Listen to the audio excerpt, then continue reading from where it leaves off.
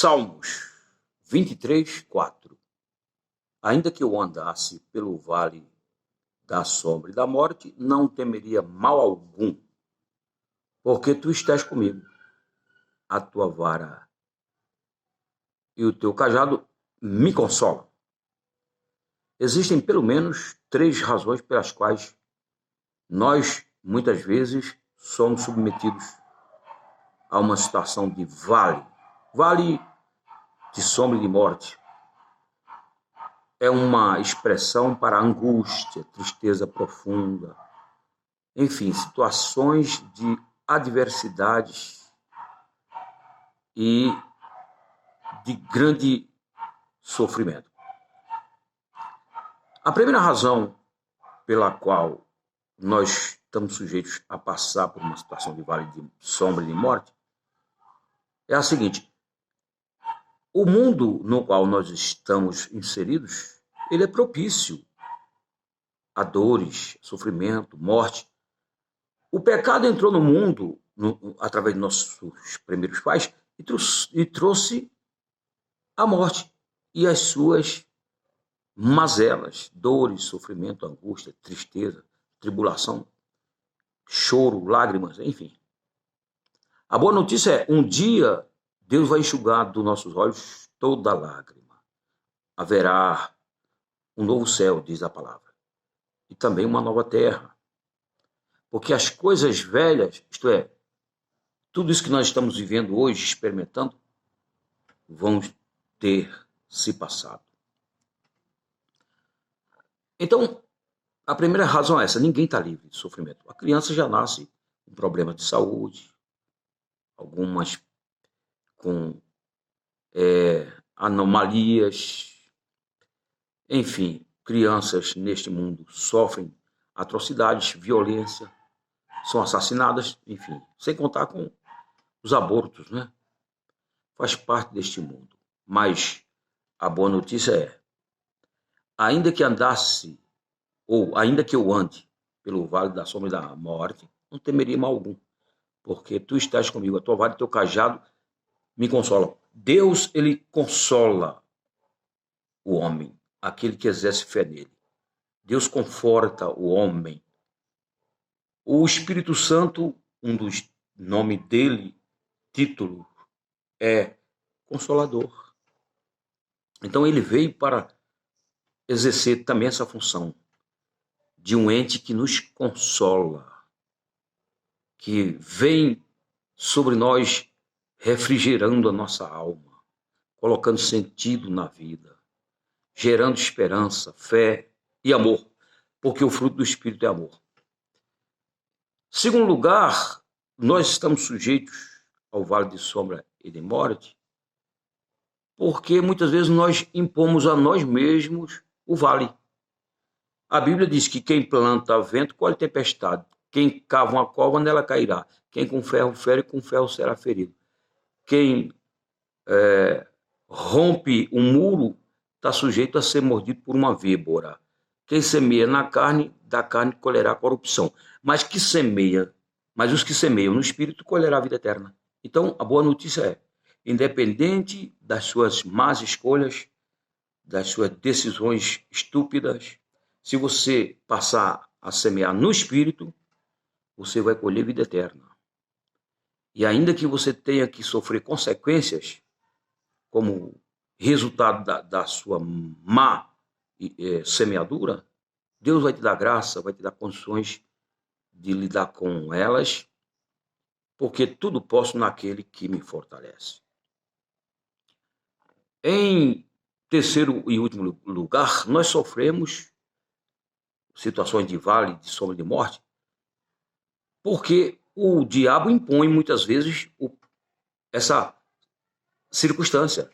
A Bíblia diz que o próprio salmista, e foi ratificado pelo apóstolo Paulo, nós somos comparados a ovelhas que estão sendo conduzidas ao matadouro, porque te amamos.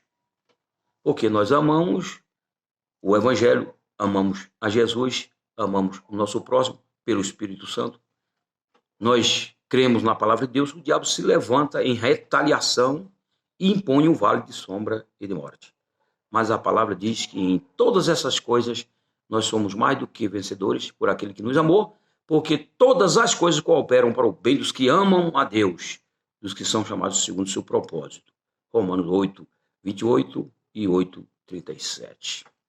Então são três situações pelas quais nós podemos ser vitimados pelo vale da sombra e da morte.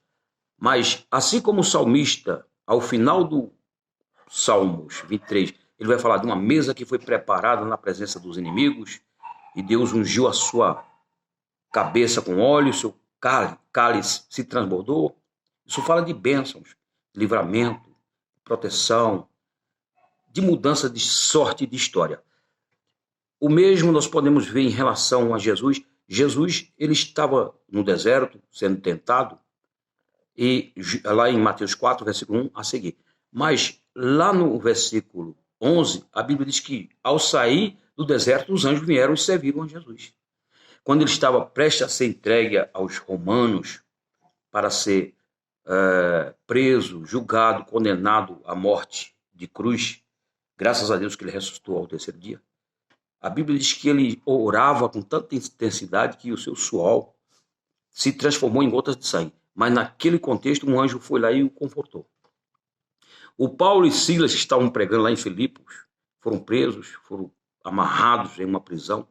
Mas à meia-noite eles estavam cantando, estavam louvando e orando ao Senhor. Deus enviou um terremoto, as prisões foram abertas.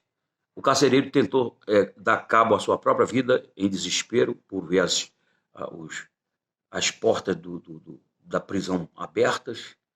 E o Paulo falou, não faça tal coisa, porque todos nós estamos aqui. O carcereiro então perguntou, o que devo fazer para ser salvo? Paulo respondeu, crê no Senhor Jesus, que serás salvo, tu e tua casa. Ele creu e toda a sua casa foi salva, ele e toda a sua família. E foram batizados. E naquele contexto a Bíblia diz que ele preparou uma mesa para Paulo e para Silas. É isso que Deus faz. Deus prepara, não importa quais vales estamos enfrentando. Importa que, se nós permanecermos na presença do Senhor, a vitória é certa. E por falar em vale, nesses últimos 20 dias, 4 irmãos pastores da nossa igreja, uma pastora e 3 pastores foram acometidos do vírus desta Covid-19. E um dos pastores se recuperou, venceu a Covid. Um outro morreu no domingo passado e ontem morreu a esposa dele e foi enterrada hoje.